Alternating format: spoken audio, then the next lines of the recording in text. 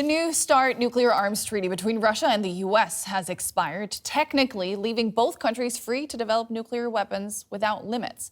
The United States has refused an offer by Russia's Vladimir Putin to extend warhead limits and says that any new deal would have to include China. Beijing has rejected calls to enter the talks at this stage. Experts warn China's nuclear arsenal has been growing faster than any other country's.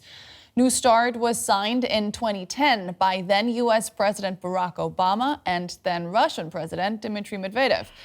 Russia and the U.S. control more than 80% of the world's nuclear warheads, but the absence of any treaty is prompting fears of a new arms race.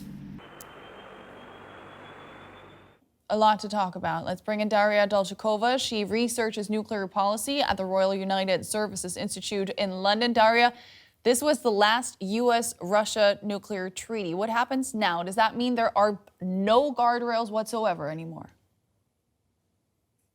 Well, this was the last arms control treaty between Russia and the United States. There are still measures in place that will help with risk reduction. The nuclear non-proliferation treaty is still in place. So this is the full collapse of efforts to try to limit the salience of nuclear weapons in global strategic dynamics. But it is nevertheless concerning, and certainly in the U.S.-Russia relationship. As we said, this does take off the guardrails in the development of new delivery systems and fielding of new delivery systems that might destabilize the strategic balance between the two countries, and in the deployment of additional nuclear warheads to existing delivery systems as well. Let's talk about the strategic nuclear balance. How has that shifted in recent years, especially since the war in Ukraine broke out? Yeah, so the biggest, the concerns on the two sides vary slightly, but there are drivers both on the Russian side and on the American side to be concerned about the sufficiency over their strategic capabilities. So in the case of the United States, the main concern is over the growing arsenal of China. And whether the United States has sufficient nuclear weapons and the types of nuclear weapons that the U.S. has, whether it's sufficient to deter both Russia and China. So we're dealing with what we call increasingly a two-peer environment. For Russia, the concern is slightly different. We have seen for some time, even before the war in Ukraine, the emergence of a Russian perception of vulnerability over the survivability of its strategic assets, both as a result of potential nuclear attacks by the United States, but also growing conventional capabilities in the United States and in Europe. That has obviously been exacerbated by the war in Ukraine. And equally, the Russians seem to perceive vulnerabilities with regards to the ability of their strategic systems to penetrate missile and air defenses. Hence the development of these, what they call novel nuclear systems, the nuclear propelled torpedoes, cruise missiles, et cetera. I want to look at the role China plays here in a second. But first, we heard it earlier, Russia offered an extension of the New START deal to keep negotiating with the U.S. Why did that not happen? Yeah, so President Putin had made an offer to the United States to continue complying with the quantitative limits that New START had set out. So the caps on deployed warheads, on deployed and non-deployed launchers. The offer that was put on the table, in my opinion, was a bit half-baked. I don't think it should have been accepted at face value.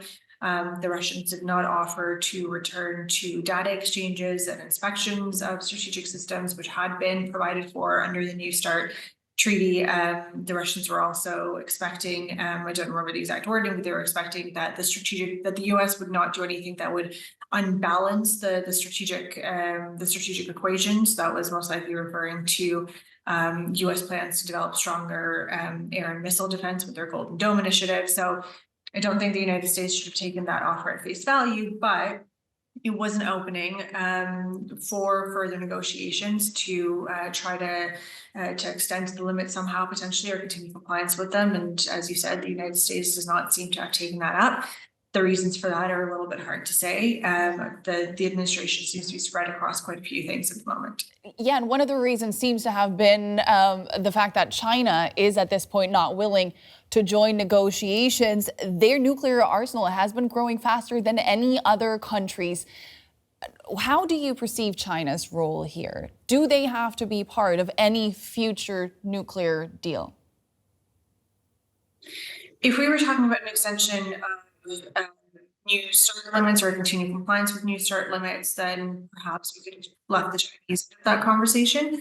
But now that the board has been, or the slate has been kept clean, I think it'll be very difficult to have any kind of conversation on arms control without considering the Chinese, involving the Chinese. The Americans expect the Chinese to have 1,500 nuclear weapons by 2035. That is quite a significant number. That's basically where the caps were on deployed nuclear warheads for Russia and the US under New START. So I don't see how you have arms control negotiations, or at least not sustainable ones, without the Chinese at the table moving forward. Daria Delshikova at Britain's Royal United Services Institute. Thank you so much for all those insights. Great speaking to you today.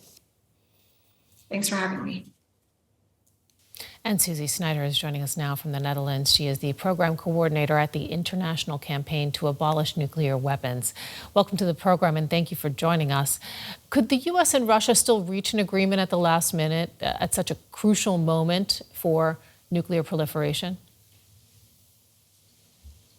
It would be absolutely fantastic if they would reach such an agreement. But unfortunately, U.S. Secretary of State Marco Rubio confirmed that Donald Trump will not seek to maintain this bilateral limit with Russia and is not looking to do something right now, but instead wants to involve China. So while there could be a last-minute reprieve or a last-minute agreement to Russia's offer to extend the existing plan for a while, it's not looking very likely. And that is extremely concerning to everyone in the world.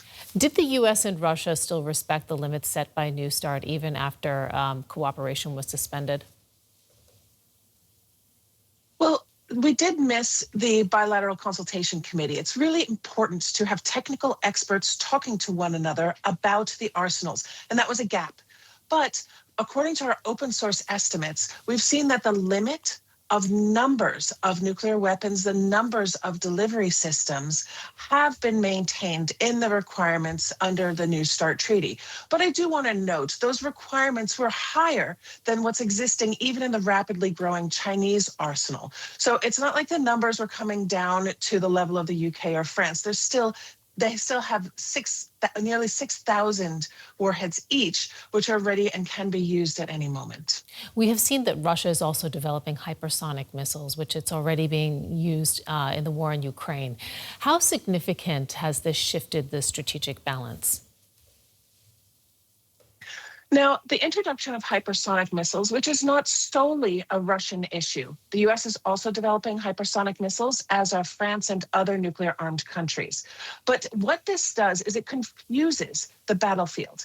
It makes what is easily identifiable, the parabolic arc from an intercontinental ballistic missile, makes it less predictable, which means that ideas of missile defense are also less likely to work in these situations. So it decreases stability, it decreases transparency, and unless we have some new efforts to negotiate limits and open access to information, we're going to see some real problems, and it confuses the battlefield. And one of my big concerns here is that those who are watching and ready to respond, should they detect an incoming missile, will not know if that missile is conventionally or nuclear armed, and they may indeed fire a nuclear weapon in response, leading to the worst conflagration the world has ever seen.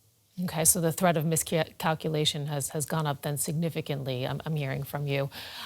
There are many fears that we are in a new nuclear arms race, and I'm wondering where that ranges on your spectrum of fears right now. Do you share those fears? And if so, how could this differ or compare to the Cold War era? So what we saw in the Cold War was a rampant and quick buildup of technology and capabilities on both sides. But it was primarily a bilateral race. And now that has changed. Now there are more actors involved, and there are more hotspots involved. Nevertheless, the US and Russia still remain the biggest actors on the nuclear playing field, and they are increasing the spending on their nuclear arsenals significantly. In 2024, Russia spent $8.1 billion, and the US spent $56.8 billion just on their nuclear arsenals. And those numbers have been consistently going up. But what we're seeing, China's numbers are going up. France, UK, India, Pakistan, Israel, all of them are increasing their spending. And what worries me the most is that they're making it seem as if the use of nuclear weapons would somehow not be as bad as we all know it would be. Susie Snyder of the International Campaign to Abolish Nuclear Weapons, thank you so much for joining us to share those views.